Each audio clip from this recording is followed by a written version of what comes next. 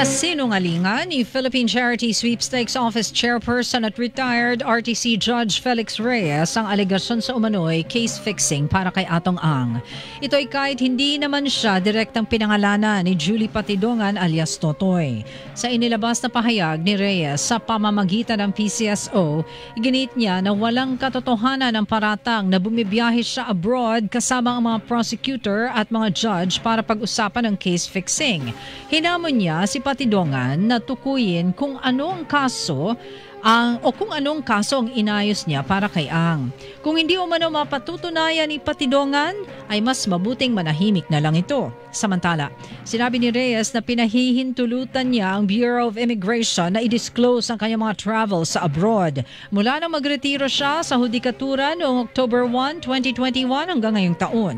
Naniniwala naman siya na maaaring nagkataon ang akusasyon laban sa kanya dahil lumabas ito isang araw matapos siyang mag-file ng application para sa posisyon ng ombudsman.